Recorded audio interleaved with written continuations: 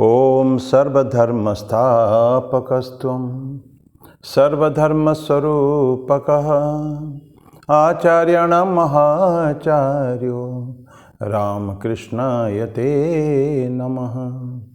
यथाग्निर्दाहिका शक्ति रामकृष्णस्थिता हि या सर्वविद्यास्वरूपां तां शारदां प्रणमाम्यहम्। परतत्त्वे सदा लीनो रामकृष्ण समाज्ञया यो धर्मस्थापनरतो वीरेशं तं नमाम्यहम्। वीरेशं तं नमाम्यहम्। भगवान श्री रामकृष्ण देव, भगवती माँ शारदा जी और स्वामी जी को प्रणाम अर्पित करता हूँ। मेरे गुरुदेव पूजनीय स्वामी भूतेशानंद जी महाराज का मेरा प्रणाम और आप सभी को मेरा प्रणाम है। आज भगवद गीता का 11वां श्लोक से शुरू करेंगे। 17वां अध्याय का 10 तक पढ़े थे, लेकिन हमारी जो ट्रेडिशन है एक भजन से शुरू करने के लिए आज स्वामी जी के ऊपर एक भजन लेंगे। बंगाली भजन बेसिकली है वो, और स्वामी प्रेमानंद जी का लिखा हुआ। स्वामी प्रेमानंद जी बहुत एक ब्रह्मज्ञानी पुरुष हो गए हैं, जो पूजनीय स्वामी अखंडानंद जी के बाद सारगाछी आश्रम में लंबे समय तक रहे। उनका मृत्यु तक लॉन्ग टाइम ही स्टेड दिया। तो अभी धर्म भेद भंजन बंदी जगत बंधन, बंगाली भजन है लेकिन हिंदी जैसा ही है।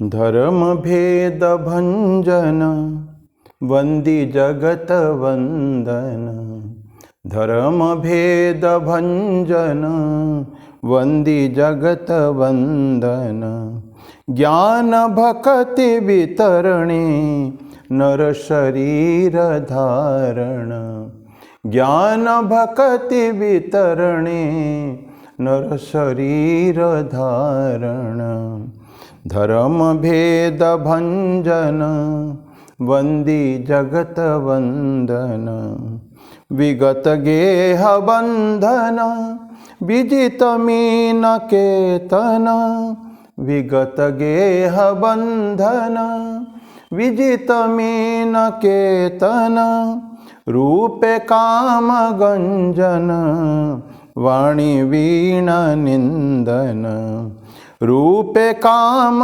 गंजन वाणी वीणा निंदन, धर्म भेद भंजन वंदी जगत वंदन, प्रेम मत्त नर्तन अभिरभि गर्जन, प्रेम मत्त नर्तन अभिरभि गर्जन, भूधर सागर लंघन जीव तारण कारण, भूधर सागर लंघन जीव तारण कारण, कूट कपटि मार्दन सज्जन मन मोहन, कूट कपटि मार्दन सज्जन मन मोहन, विश्व मानव वंदितो माय राम कृष्ण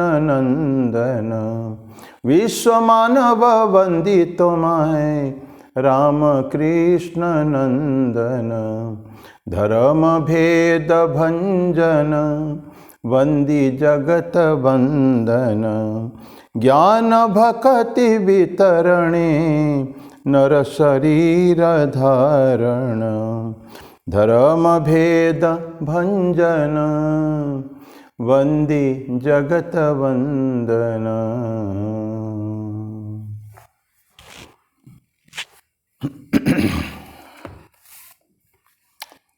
पिछले बार हम लोग 17वां अध्याय चल रहा है, श्रद्धात्रय विभाग योग।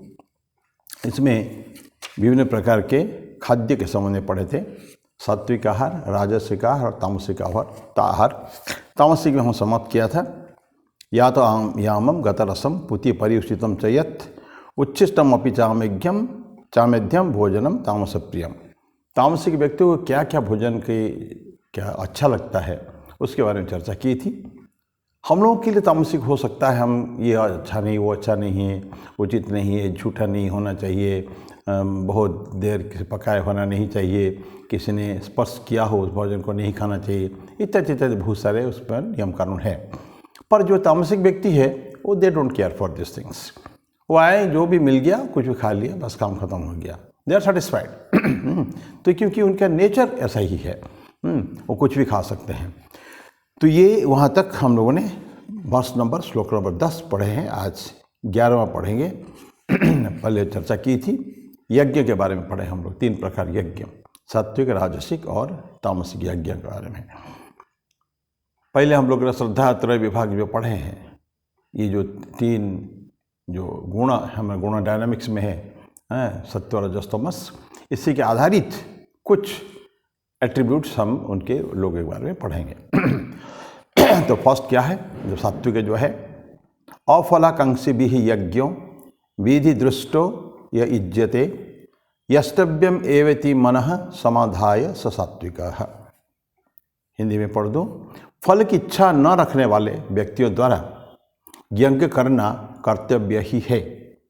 इस प्रकार मन को स्थिर करके शास्त्र विधि से निर्दिष्ट जो यज्ञ किया जाता है वो सात्विक है। क्या हो गया, फल की इच्छा न रखने वाले व्यक्तियों द्वारा। फल की इच्छा न रखने, हम शुरू से पढ़ते आ रहे हैं 2nd 3rd चैप्टर से, कि हमको निष्काम कर्म करना है हमेशा, कभी भी फल की इच्छा नहीं रखना है। और बड़ा फेमस उसके लिए श्लोक है, कर्मण्येवाधिकारस्ते मा फलेषु कदाचन। कर्म में हमारा अधिकार है, फल में हमारा अधिकार नहीं है। इसलिए हम फल की इच्छा न करें। और फल की इच्छा रखने से अटैचमेंट भी होता है, एक मन के जो कर्म करना जो है एक हो जाता है कि हम एक लगाव उससे हो जाता है, हमारा लगाव नहीं होना चाहिए।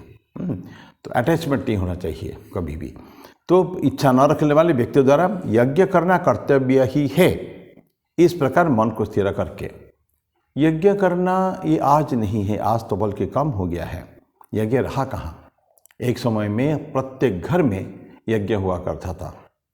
उसको हम छोटे से लेवल पे होता था, अग्निहोत्र कहते थे प्रत्येक परिवार में, क्योंकि भगवान का, ईश्वर का जो भोजन है वो इसी से जाता है। हम लोग जो घर में अग्निहोत्र करते थे पहले, उसका एक अपूर्व बनता है, वही ईश्वर का, भगवान का भोजन होता है, वो बांट के खाते हैं उनको। तो ऐसा पहले था, लेकिन आजकल ऑलमोस्ट एक्सटिंक्ट हो चुका है। किसी घर में, बहुत सारे, ज़्यादातर घर में आपको अभी हवन नहीं मिलेगा। सिर्फ एक जैसे अभी दिवाली पूजा हुई या लक्ष्य पूजन हुई या कोई विशेष का ओकेजन्स में तो लोग हवन करते हैं, यज्ञ करते हैं, ठीक है। तो ये, लेकिन दैट डजंट, हमारा पर्पस जो है ना सॉल्व नहीं होता है। तो लेकिन यज्ञ करना ही कर्तव्य ही है। इस प्रकार मन को स्थिर करके, कौन, यज्ञ जिसके जो फल की इच्छा न रखने वाले और शास्त्र विधि से निर्दिष्ट जो यज्ञ किया जाता है, विधि भी होता है हर चीज़ का। एक इतना वेद क्या है हमारे पास, ऋग्वेद, यजुर्वेद, सामवेद, अथर्ववेद, ये सारे 1,00,000 ऋचाएँ श्लोक हैं। ये सब कर्मकांड के, देखिए 80,000 पहले चर्चा हुई है कई बार।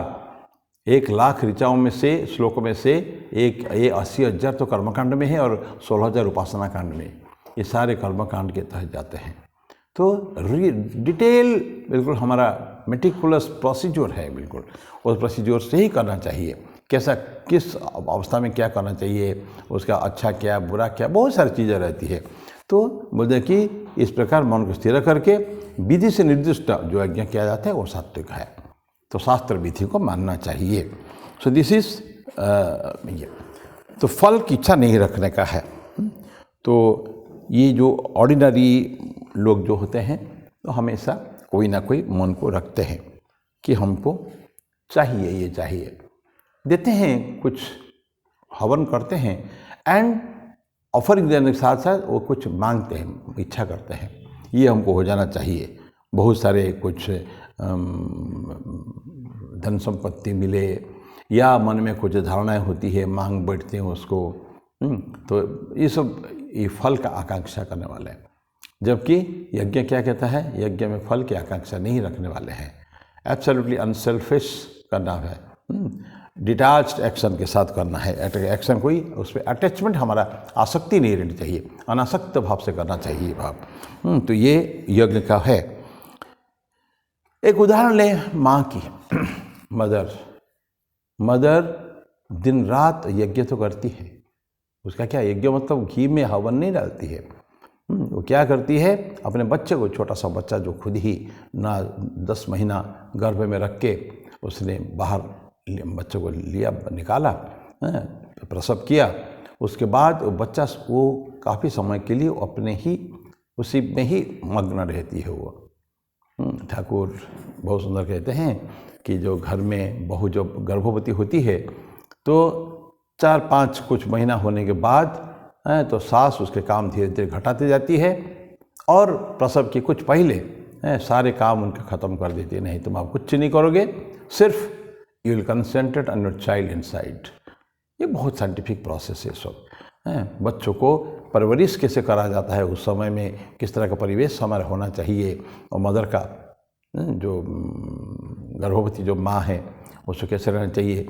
फिर बोलते हैं प्रसव होने के बाद भी सास उस बहू को काम नहीं करने देती है। क्यों? उस समय में उनका पूरा कंसंट्रेशन जो है ना रहना चाहिए उस बच्चा के ऊपर। तो माँ जो बच्चे को जो प्यार देती है, जो ये जो केयरिंग जो होती है, इससे माँ को कुछ चाहिए कुछ नहीं। माँ एकदम अनसेल्फिश है। उसको सिर्फ बच्चा को कैसे परवरिश करके एक बड़ा बालक बनाना है, बालक या बालिका बनाना है, ये उसका काम है। उनका ये पूजा जैसी हो जाती है, जो कर्म ही पूजा कहते हैं, ये ठीक उसी हो जाती है अंदर के बच्चे को। फिर बाद में बच्चे को प्रसव होने के बाद जो केयर करती है, तो ये एक डिवाइन एक्ट है, उसका दिव्य कर्म हम उसको कह सकते हैं। तो ये से सारे ये एडोरेशन भी है जो इस तरह का पूजा जो हम बात कर रहे हैं आज अभी, तो ये भी एक ऑर्डिनेंसेस के हिसाब से होता है, जो विधि के हिसाब से सब जो होना चाहिए। और स्क्रिप्चर में दिया गया, सारे हमारे शास्त्र में सब कुछ दिया गया है, प्रत्येक स्टेप दिया गया, कोई भी पूजा नहीं है। आजकल धीरे धीरे ये सब डिसयूज्ड हो जाते हैं। स्वामी जी बोलते हैं कि जिस तरह का पहले ज़माने में होता था और आजकल ये सब ख़त्म हो रहा है धीरे धीरे। बहुत सारे हम चीज़ों को समाप्त कर देते हैं कि ये सब चलेगा नहीं। इतने सारे समय में बहुत समय लगा करता था।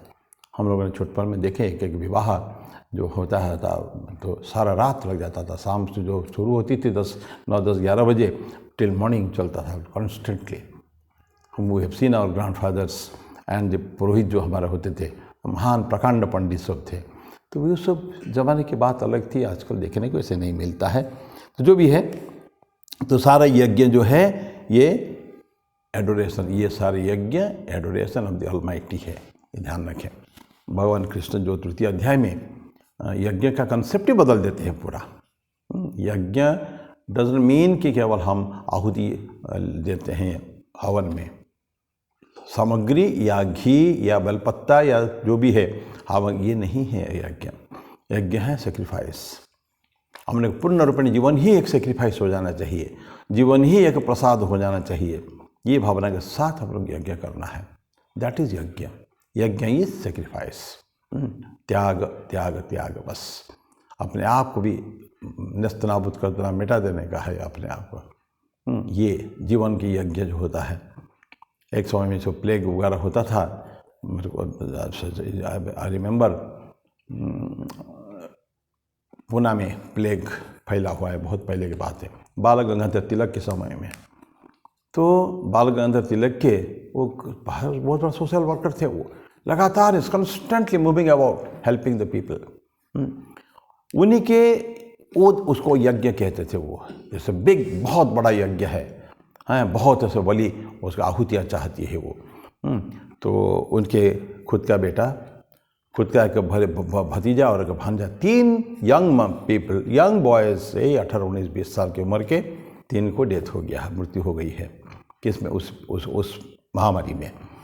तो किसने तिलक जी को पूछा कैसा लग रहा, हाउ टू फील, कैसा, कि तकलीफ नहीं हो रही आपको? इतना सारे जवान, 3 जवान आपके घर से चले गए हैं। तिलक जी बड़ा काम एंड क्वाइट बोलते हैं, आपको पता है जब यज्ञ हवन होता है, गांव में जो होली खेली जाती है, होली का उदाहरण देते हैं, वो भी एक बहुत बड़ा यज्ञ है। होली जब खेली जाती है तो उसमें हर घर से कुछ कुछ आहुतियाँ आती है। आप ये समझ लीजिए कि मेरे घर से, हमारे घर से 3 आहुतियाँ गई है। ये आहुति के स्वरूप में मानते हैं अपने 3 यंग पर्सन के बेटा और भांजा भतीजे की जो जीवन स्वाहा हो गया है, ये मानते हैं। This is the concept of यज्ञ। उस समय वो नहीं देखते थे कि मेरा बेटा चला गया तो मेरा क्या होगा, नहीं। और ऐसे हज़ारों ऐसे लोग हैं, या कह सकते हैं सिस्टर निवेदिता जो उस कोलकाता में जो प्लेग हुआ था उसको जो काम करती थी, सारा उनका टीम, स्वामी जी विवेकानंद का टीम पूरा काम करता था उसमें। तो कैसे, किस भाव से करते थे?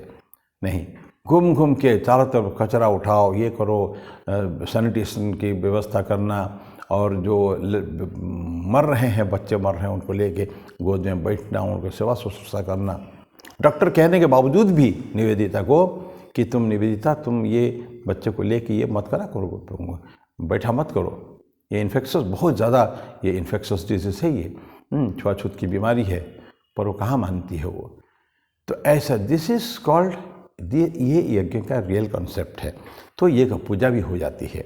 जिस यज्ञ की बात हम कर रहे हैं, वो यज्ञ को हम एक्चुअली, ये एक एडोरेशन है। ये सारे यज्ञ जो है ना, ये सब, ये आपने सारे को अगर रिजर्व कर ले, ये सब आके फिर भगवान की पूजा में आ जाता है। और वो करना ही है, उसमें हमारा भला क्या है, बुरा क्या, उसको देखना नहीं है। एक बहुत सुंदर उदाहरण इसके बारे में है पांडव ब्रदर्स का। पांडव ब्रदर्स, उस देखिए भीष्म पितामह जीवन के अंतिम काल में बोलते हैं, बड़ा दुख प्रकट करते हैं कि हे कृष्ण, मधुसूदन, तुम रहने के बावजूद भी इनके साथ, पांडवों के साथ constantly you are with them, फिर भी उनको इतना कष्ट है। कितना कष्ट पाया है उन्होंने, पग पग पर कष्ट पाया है। भगवान कृष्ण का पूरा ब्लेसिंग्स उनके पास होने के बाद भी, एक दिन ऐसे ही जंगल में, वनवास के समय की बात है वो उनके, तो हिमालय के पास बड़े बैठे हैं, पहाड़ के पास, सामने पहाड़, बहुत सुंदर मैजेस्टिक हिमालयस। तो द्रौपदी पूछती है, नाथ, ईश्वर को हम प्रार्थना करते हैं, बुलाते हैं, हमारे साथ वो हैं, लेकिन फिर भी हम इतना कष्ट, इतना क्यों पाए, क्या मिलता है भगवान को प्रार्थना करके? ऐसा उन्होंने प्रश्न किया युधिष्ठिर जी से। युधिष्ठिर तो महान व्यक्ति है, उनको भगवान के, कृष्ण के बहुत बड़े सब ये है, पूरा तो होल एंटायर पांडव सभी सब है, कुंती से, माँ कुंती से लेके पूरा भीष्म पितामह से लेके इच वन ऑफ देम, ये सब, विदुर, काका विदुर, सभी भगवान कृष्ण के परम भक्त हैं। तो जो पूछती है, what a wonderful reply Yudhishthir देते हैं उस समय में, द्रौपदी, सामने हिमालय को देखती हो तुम, दिस ग्रैंड हिमालय से बेच, क्या सुंदर उसकी व्यू उसका है। हिमालय हमको कुछ नहीं देता है हमको, लेकिन फिर भी हम अपने आप को रोक नहीं पाते हैं हिमालय का गुणगान करने के लिए। इतना बड़ा देवतात्मा हिमालय कहते हैं ना, ऐसा को, तो क्या है, हमको मिलता कुछ नहीं वहाँ से, पर फिर उनका जो ब्यूटी, उनका जो मैजेस्टी, उसको ना डिस्क्राइब करके मैं नहीं पाता हूँ, ये उनका मन में था। सारे, दिस इज कॉल्ड सात्विक पूजा है। तो सात्विकता क्या है, मिलना कुछ नहीं है, लेकिन फिर भी पूजा से विरत, निवृत्त कभी भी नहीं होना है। दिस इज कॉल्ड सात्विक पूजा है। यही जो बोल रहे हैं कि फल का आकांक्षा नहीं करने का है। तो क्या बोलते हैं कि फल की इच्छा न रखने वाले व्यक्तियों द्वारा यज्ञ करना कर्तव्य है, करना ही है यज्ञ, चाहे हमको आवश्यक हो या न हो, कर्तव्य है। मन को स्थिर करके विधि से निर्दिष्ट ये यज्ञ किया जाता है। तो फलाकांक्षी भी यज्ञो विधि दृष्टो या इज्जते यष्टव्यम एव इति मनः समाधाय स सात्विक। तो this was verse number 11, this is सात्विक यज्ञ। Coming to 12 versus. अभिसंधाय तो फलम दंभार्थम अपि चैव यत् इज्जते भरतश्रेष्ठ तम यज्ञम विधि राजसम। परंतु फल को लक्ष्य बनाकर तथा पाखंड रचाने के लिए ही जो यज्ञ किया जाता है, उस यज्ञ को है भरतश्रेष्ठ तो राजसिक जान। क्या है, जस्ट अपोजिट हो गया। सात्विक की था फल हमको चाहिए नहीं, फल की आकांक्षा करना नहीं है, और यज्ञ करना ही है। That is an essential features of our life. जीवन में करना पड़ेगा यज्ञ, कहीं भी विभिन्न स्थान पर करना है, घी से न हो लेकिन अपने सेक्रीफाइस द्वारा अपनों को यज्ञ करना है। यहाँ क्या बोलते हैं, फल को लक्ष्य बनाकर, फल हमको चाहिए, अभिसंधाय तो फलम दंभार्थम अपि, पाखंड जैसे दिखाने के लिए, शोबाजी बहुत ज़्यादा है उसमें। इस तरह का जो यज्ञ में जो राजसिक यज्ञ करते हैं, शोबाजी बहुत बड़े व्यवस्था रहेगी, बहुत बड़े सब पैसा खर्च होगा और चारों तरफ से लोग आए, लेकिन जो एक्चुअली जो विधि जो होना चाहिए हमारे वेद में जो होता है उस हिसाब से नहीं होता है, वो ठीक ठीक विधि दुष्टा नहीं होता है। तो जो क्या क्या उस यज्ञ को भरतश्रेष्ठ तो राजसिक यज्ञ जान। तो ऐसा ठाकुर राजसिक लोगों का जो होते हैं ना भक्त, राजसी भक्त, ठाकुर बोलते हैं बहुत सुंदर कपड़ा पहनेगा, फर्स्ट का सिल्क पहनेगा, और कभी उसका राम नाम का हो सकता है, राम नाम कृष्ण नाम का एक ओढ़नी भी डाल लेगा, जैसे हम लोग ये डालते हैं गेरू कलर का, तो वो एक ऐसे तरह डाल लेते हैं। बहुत सुंदर चारा राम और कृष्ण नाम का लिखा हुआ आना चाहिए। सेकेंडली वो रहता है माला, कोई भी तुलसी माला हो या कोई सा रुद्राक्ष माला हो।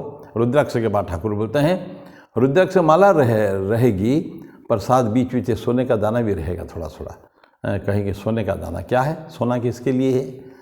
माले में हमको रुद्राक्ष माला के जब करना है उस भक्त को जिसने पहना है ना, पर रुद्राक्ष के साथ साथ सोने के दाना है, जस्ट टू शो कि मैं कितना रिच हूँ, तो उसके अंदर सोना भी है।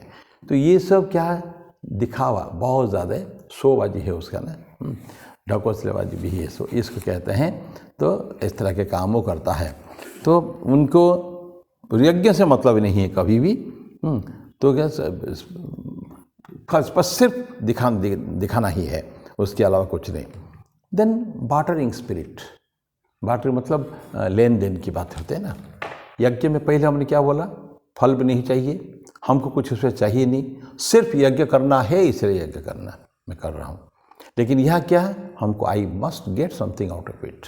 फलाकांक्षी होते हैं ना, they need they desire the fruits of action. तो क्या कैसे करेंगे, हमेशा कोई मांगेंगे, हमेशा ये पुत्र या कन्या चाहिए, या मेरे को पास हो जाए, उसके लिए अलग अलग पूजा। वो पंडित लोग बड़ा एक्सपर्ट होते हैं उसमें, पुरोहित लोग होते हैं ना, सो किस यज्ञ की पूजा किसके लिए क्या करना है, क्या अनुष्ठान करना है। तो त्र्यंबक का अनुष्ठान करना है कि गायत्री मंत्र का अनुष्ठान करना है कि क्या करना है, क्या पूजा करनी है, किस तरह का करना है, क्या क्या सामान लेके बता, लॉन्ग लिस्ट ऑफ आइटम्स देते हैं। बाप रे हॉरिबल, उसको सामान इकट्ठा करने ही स्थिति हो जाती है हमारी। तो ऐसा लेकिन करेंगे वो, लेकिन वो करते हैं सब सच। ये हो गया सारे बार्टरिंग। बार्टर मतलब लेन देन।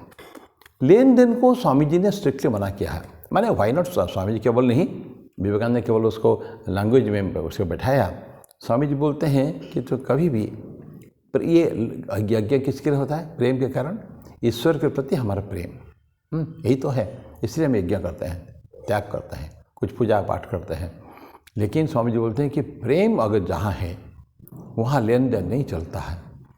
स्वामी जी बोलते हैं कि प्रेम के 3 एंगल होता है, जैसे ट्रायंगल त्रिकोण है, और त्रिकोण में जो एक एंगल ऐसा है उसको हम कहते हैं, वहाँ एंगल दैट शोज कि लव नोस नो व्हाट से बार्टर, कुछ लेन देन कुछ नहीं है, रिटर्न कुछ नहीं है लव में है। तो प्रेम अगर जहाँ है वहाँ लेन देन नहीं है कभी भी। लव बार्गेन, स्वामी जी उसको बार्गेन वर्ड यूज़ करते हैं, love knows no bargain. Second होते हैं लव नोज नो फियर, भय नहीं है, प्रेम में कोई भय नहीं है।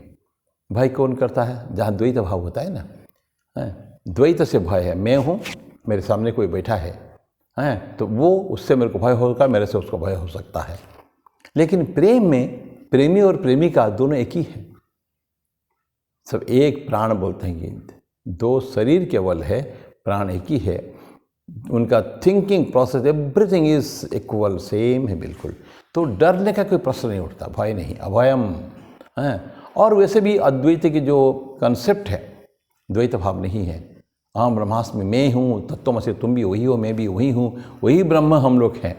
तो जहाँ ब्रह्म ही में अगर ब्रह्म हूँ, जो सर्वज्ञ, सर्वविद्यमान, सर्वशक्तिमान, ये एपिथेट्स हम लोग ब्राह्मण के लिए यूज़ करते हैं, तो वहाँ फिर डर किस बात का है?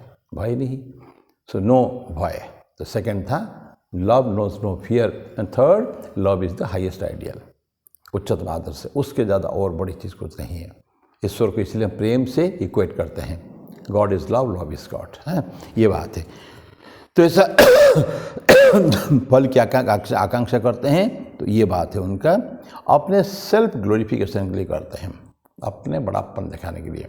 फलाना सेठ ने किया था, इतना खर्च किया, इतना लोगों को खिलाया, इतना दान दिया, लेकिन जैसे कहाँ गया राजस्व यज्ञ विराट युधिष्ठिर महाराज का?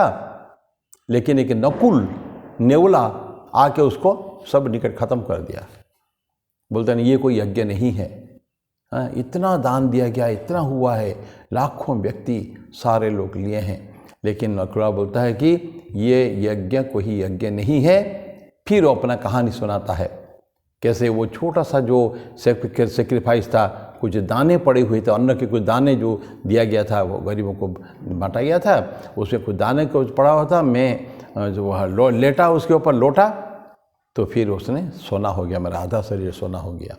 और यहाँ में उस बाकी आधा शरीर कब सोना होगा, किस यज्ञ में, मैं तब से घूम रहा हूँ, देख रहा हूँ, खोज रहा हूँ, लेकिन अभी तक इतने सारे यज्ञ में गया तो मैं अभी ये आधा शरीर मेरा सोना नहीं हुआ।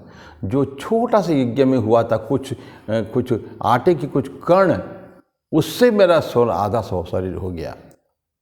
तो जब ये डिक्लेयर करता है तो गर्व, जो अहंकार था उसका, युधिष्ठिर का चूर्ण होता है। वो देखते नहीं ये यज्ञ नहीं है, दैट नकुल डिक्लेयर्स। अब भगवान कृष्ण बोलते हैं कि मैंने ही उसको नकुला को बुलाया था, क्योंकि वो ही वांटेड मर्दन, दर्प मर्दन करने के लिए। अर्जुन का भी दर्प कभी कभी हुआ है, भगवान कृष्ण ने उसको मर्दन किया। युधिष्ठिर का ये दर्प था, मैं बहुत दान किया हूँ, बहुत ये करता हूँ, उसको भी उन्होंने गर्व अहंकार नहीं चलेगा भगवान के सामने। भगवान कभी भी किसका गर्व को नहीं सह सकते हैं। तो इस तरह की जो डिक्लेयर किया, इतना बड़ा विशाल राजस्व यज्ञ को उसने बोला कि दिस इज जीरो, सिफर कर दिया उसका रत्ते, ये कोई यज्ञ नहीं है। सो क्या यज्ञ में क्या है? पूर्ण रूपेण निस्वार्थ भाव से, निष्काम भाव से, डिटैच्ड भाव से, अनासक्त होकर अपने को जो कुछ दे सकते हैं दे दीजिए। मन में होना चाहिए कि I am giving something not for any result, लेकिन उस व्यक्ति के, सामने वाले व्यक्ति के भलाई के लिए दे रहा हूँ, ये भावना के साथ कर दिया। तो ये सेल्फ ग्लोरिफिकेशन जो होता है, शोबाजी जो होता है, एडवर्टाइजमेंट के लिए होता है, प्रचार के लिए होता है, यज्ञ किया नहीं आता होता है। तो ऐसा है, ये सब राजस्व यज्ञ है और ये डिट्रीमेंटल है, ये हानिकारक है साधक के लिए। फायदा तो बिल्कुल भी नहीं है, स्पिरिचुअल बेनिफिट तो बिल्कुल नहीं होना है इस प्रोसेस से, बल्कि उसको अमंगल होता है, मंगल तो नहीं, अकल्याण होता है उसका।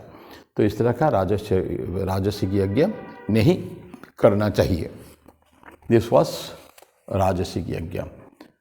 देन 13वां में श्लोक, ये तामसिक यज्ञ।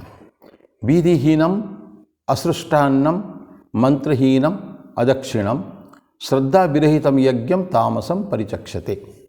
ये है 13वां। बहुत शॉर्ट में ख़त्म कर दिया मैंने। ये क्या है हिंदी में? विधि से रहित। हम विधि के ऊपर काफ़ी जोर दे रहे हैं, जो डिक्टेट्स ऑफ दी स्क्रिप्चर्स, उसके बारे में। विधि से रहित, अन्नदान से रहित, मंत्र से रहित, दक्षिणा से रहित और श्रद्धा से रहित यज्ञों को तामसिक कहते हैं। जो चाहिए, सारे जो एट्रीब्यूट्स, जो गुण चाहिए एक यज्ञ में, वो इस तामसिक यज्ञ में नहीं है। क्या नहीं है? विधि नहीं है उसमें। विधिहीनम, असृष्टान्नम, अन्न को जो देना चाहिए, फ्री डिस्ट्रीब्यूशन होना चाहिए, अन्न भोजन में, भंडारा में देना चाहिए, भोजन खूब देना चाहिए, फ्री, वो नहीं है, वो नहीं देते हैं। मंत्र भी नहीं है ठीक से, दैट मीन्स प्रोसेस ठीक नहीं है। दक्षिणा नहीं देते हैं, दक्षिणा से रहित। और सबसे बड़ी बात है श्रद्धा से रहित। श्रद्धा, ये यज्ञों को करना है, करना ही है, जो सात्विक वाले करते हैं ना, दिस यज्ञ यष्टव्यम एव इति बोलता है ना, यष्टव्यम, इसको ये होना चाहिए यज्ञ का, तभी जाके मेरा मन शांत होगा उसका ना, इस भाव से। तो बोलते ये सारे चीज़ जो नहीं रहता है इसको हम क्या कहते हैं, तामसी यज्ञ कहते हैं। थोड़ी अब इसके ऊपर हम चर्चा करें। देखिए विधिहीनम असृष्टान्नम, विधम असृष्टान्नम, विधिहीनम, शास्त्र का जो पब्लिक वेलफेयर के लिए है, शास्त्र को क्यों लेते हैं हम लोग? इसलिए लेते हैं कि लोगों का कल्याण भी तो होना चाहिए और ठीक ठीक प्रोसीजर होना चाहिए। अब संतों का कहना है कि जो कुछ कर्म में ऐसे ही क्या प्रोसेस में क्या उस प्रश्न नहीं है, लेकिन उससे जगत का कल्याण होता है। आप ये कर्म करते हैं, जगत का कल्याण होना है, पब्लिक वेलफेयर उसमें है। ऐसा चीज़ में आपको शास्त्र के उदाहरण लेने की जरूरत है भी नहीं है। शास्त्र हमको राइट डायरेक्शन में लीड करते हैं और अंतिम रिजल्ट जो है, अंतिम फल है, वो है कि हमको पब्लिक वेलफेयर होना चाहिए। और अगर हमारे कर्म में पब्लिक वेलफेयर हो रहा है, जन कल्याण हो रहा है, जनता के लिए हम कर रहे हैं, तो शास्त्र को न भी देखें तो भी कोई प्रॉब्लम नहीं है, समस्या नहीं है। लेकिन अगर और दूसरा कोई भी कर्म है जिसमें हम मंत्र को, फिर हम ये जो प्रोसेस क्यों लेते हैं विधि, इसलिए कहीं उससे गलत न हो जाए। कुछ चीज़ें वर्ज्य है यज्ञ में, जो करना नहीं चाहिए, डोंट्स होता ना, डूज एंड डोंट्स, विधि और निषेध, निषेध जिसमें है, इसको ये कर्मों को नहीं करना चाहिए। यहाँ जो क्या करना चाहिए क्या नहीं करना चाहिए, उस केस में हमको बिल्कुल शास्त्र लेना चाहिए। शास्त्र का इनफॉलिबल गाइड्स है, कभी गलत नहीं हो सकता शास्त्र में, एग्जैक्ट राइट, हमको ठीक ठीक डायरेक्शन, मार्गदर्शन, दिग्दर्शन हमको शास्त्र से मिलता है क्या क्या करना चाहिए। जो हार्मफुल एक्ट विशेष करके है, जो अच्छा नहीं है पब्लिक के लिए, संसार के लिए अकल्याणकारी जो है, ऐसा जो को आता मन में आता है, तो हमको हमेशा देखना चाहिए श्रुति को, वेद को। वेद में ये सब उसके पूरा सारे डिटेल्स उसमें आता है। इसलिए शास्त्र कहते हैं कि ये एक गाइडेंस, जहाँ संदेह होता है, संशय जहाँ है, उस जगह में हमको इमीडिएट शास्त्र को चर्चा करना चाहिए। फिर रिपीट करूं कि जहाँ पब्लिक वेलफेयर हो रहा है वहाँ शास्त्र को न देखने से भी चलेगा, क्योंकि इवेंचुअली जो हमारा लक्ष्य है लोगों का कल्याण, वो हो रहा है। अब शास्त्र की तरफ जाने की जरूरत नहीं है। लेकिन जहाँ देखते हैं मन में संशय आता है, क्या ये अच्छा है, क्या बुरा है, क्या ये सब चीज़ आता है, उसका जो फाइनल एस्पेक्ट हम अगर नहीं जान पा रहे हैं, तो लेट्स गो टू शास्त्र, जाना चाहिए, शास्त्र के विधि समझना चाहिए, अच्छे पंडित को बुलाकर जान लेना चाहिए। तो ये उनका गाइडेंस है ना। दूसरी बात हो कि ये हो गया विधिहीनम असृष्टान्नम, अन्नम, अन्न का जो दान है, वॉल्यूंटरी डिस्ट्रीब्यूशन जो है, फ्री निःशुल्क भोजन जो होता है लोगों को दिया जाता है कहीं भी। आजकल अपने घर में भी, शादी ब्याह में भी है, और यज्ञ तो है ही। ये जो कथाएं होती है ना, भागवत की कथा है, रामायण की कथाएं होती है ना, उसके बाद में एक भंडारा जरूर होता है। क्यों होता है? इतने सारे लोगों ने जो सुने हैं या न भी सुने हैं, let them come and partake of the food. ईश्वर का, भगवान का अन्न तो लेंगे, खाएं, प्रसाद पाएंगे वो लोग, भोजन नहीं प्रसाद पाएंगे। उसको देना जरूर चाहिए, क्योंकि उसमें लोगों का कल्याण भी तो होता है। अन्न देने का, अन्नदान, यद्यपि स्वामी जी ने अन्नदान को सबसे नीचे रखा है, दान को जीवन दान सबसे बोलते ज्ञान दान बताते हैं। ज्ञान दान, हाईएस्ट नॉलेज, जिसमें हम ज्ञान देते हैं। ज्ञान तो बिल्कुल हाईएस्ट नॉलेज, सुप्रीम नॉलेज जो देते हैं वो हाईएस्ट है। उसके बाद बोलते हैं कि विद्यादान भी ठीक है, क्योंकि ये सो दान में स्वामी जी बोलते हैं कि तुम किसको, भूखे को अगर एक बार भोजन किया तो तुमने 6 घंटा के लिए केवल उसका क्षुधा को शांत कर पाए। लेकिन अगर तुमने सिखा दिया कैसे भोजन का बंदोबस्त किया जाता है, तो फिर क्या होता है, आपने उनको हमेशा भोजन के लिए व्यवस्था करने के लिए सिखा दिया है। चाइनीज़ में कहावत है ऐसा, एग्जैक्ट में वो ठीक शब्द मेरे को नहीं आ रहा है, लेकिन ऐसा है कि if you want to help a person, give a fish, मैंने खिलाना चाहिए, वो फिश की बात उसमें आती है। तो आप मछली बाजार से खरीदे, उसको देने की ज़रूरत नहीं है। उसको मछली कैसे जाके नदी में या कहीं जब भी मछली पकड़ा जाता है, पकड़ना होता है, वो सिखा दीजिए ना। He will go to the river and lake, और जहाँ भी जाएगा बैठ के, जहाँ वाटर सोर्सेस है वहाँ जाके will catch fish and eat it. That means अगर मदद करना चाहते हो उसको प्रोसेस बता दीजिए, किस प्रोसेस से उसका फूड या जो अपने जीवन की जो दैनंदिन जीवन की आवश्यकताएं, मिनिमम नीड्स पाएगा, उसको सिखा दीजिए। ये होगा विद्यादान हो गया। तो ज्ञानदान जिसमें द हाईएस्ट नॉलेज है बिल्कुल, तो ईश्वर का नॉलेज बिल्कुल अद्वैत नॉलेज, देन विद्यादान, देन फिर बोलता है कि ये सब जीवन दान, और फिर अन्नदान को बोलते हैं अंतिम में लेते हैं अन्नदान। लेकिन फिर वो भी तो बहुत इम्पोर्टेंट है। क्यों? इसीलिए जो भोजन कभी कभी ये होता है ना, सो रिलीफ जो दिया जाता है, फ्लड हो गया, साइक्लोन हो गया, अपने क्या नाम है, भूकंप हो गया, उस समय में देते हैं, क्योंकि उनके पास कुछ है ही नहीं। They divide up all this things, तो उसको देने की आवश्यकता है उस समय के देखते हुए कम से कम। तो अदरवाइज बोलते हैं कि आप उनको प्रोसेस सिखा दीजिए, tell him how to do. तो ये, लेकिन यहाँ बोलते हैं कि अन्नदान से ज़रूर हमको ये उनका जो कंसिडरेशन, ये बड़ा कंसिडरेशन है, और लोगों को उसमें काफ़ी फ़ायदा मिलता है। मैंने अन्न जो देखते भोजन जो देने से, तो आपको देना चाहिए सभी को, उसमें लोग सेटिस्फाई होते हैं, तो देना है। जिसमें वो नहीं है, भंडारा नहीं है, या अन्नदान जिसमें फ्री डिस्ट्रीब्यूशन ऑफ फूड नहीं है, तो उसको वो कुछ काम का नहीं यज्ञ। इसलिए हम कहानी में देखें, कोई कहानी में जब बड़ा बड़ा यज्ञ होता है, चारों तरफ लोग भेजते हैं। देखो किसी भी घर में कोई व्यक्ति ये भूखा न रह गया हो, ऐसा जाके देखो, खोज खोज के लाते हैं। माँ तुमने प्रसाद पाया, फलाना जगह में यज्ञ हो रहा है, प्रसाद पाया, जाके खोज खोज के जाके देते हैं, ढूंढ ढूंढ के जाके दे के आते हैं, घर में दे के आते हैं। That beautiful, what A ट्रेमेंडस story it is. Sudama जानते बहुत गरीब था, बहुत गरीब था। अब भगवान कृष्ण की लीला सारे हैं। वो बच्चे घर में खाने पीने को कुछ नहीं, गया है किसके लिए? सुदामा जी गए हैं भगवान कृष्ण के पास कुछ मांगने के लिए, तो ना मांग पा रही है अलग बात है, लेकिन रास्ते में उनको भगवान कृष्ण मिलते हैं। द होल जर्नी कृष्ण उनको एक अलग रूप बदल कर उनके साथ में ही जा रहे हैं, और ऐसा व्यवस्था करते हैं गांव में उनके। सुदामा जी जहाँ थे, माने जहाँ के हैं, वहाँ एक बहुत बड़े यज्ञ टाइप का होता है, कथा टाइप का होती है, उसमें खोज खोज कर वो लोग देते हैं। और इनके 4 पुत्र हैं, माँ या पत्नी और 4 किड्स है, पुत्र कन्या जो भी है सब मिला के 4 किड्स, और ये है। तो उनको खोज के जाके, सुदामा जी नहीं है घर में, तो घर में जाके वो लाके अन्न दे के आते हैं, उनको बच्चों को ले लेके उनको खिलाते हैं। वो चीज़ उनको खबर देते हैं। जब सुदामा जी जब जर्नी में है, इज़ गोइंग टुवर्ड्स द्वारकापुरी जा रहे हैं, तो रास्ते में उनको खबर मिलता है, अच्छा आपके घर में हम बच्चों को लेके खिलाए हैं, ये कर। सो ही बिकम्स हैप्पी। किसके लिए? कि उनके घर में खाने को था प्रबंध है ही नहीं, तो ये लोग जाके वो दे के आए हैं उसको। तो इस तरह का ये हो गया अश्रुष्टानम। मेरे ख्याल में अभी आज मैं वाणी को यहीं विराम दूंगा। इसको श्लोक को आधे में छोड़ के, ये थोड़ा बड़ा है, क्योंकि जो क्या क्या नहीं है उसमें, विरहितम, विधि से रहित, अन्नदान से रहित, इतना पढ़ा, मंत्र से रहित, दक्षिणा से रहित और श्रद्धा से रहित।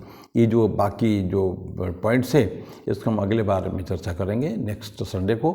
तो आज ये हमने क्या पढ़ा था? आज हमने कि सात्विक यज्ञ और राजसी यज्ञ पढ़ा।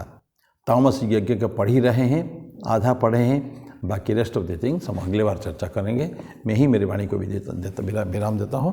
तब तक के लिए पुनः ओम शांति शांति शांति। हरि ओम तत्सत। श्री राम कृष्णार्पणमस्तु।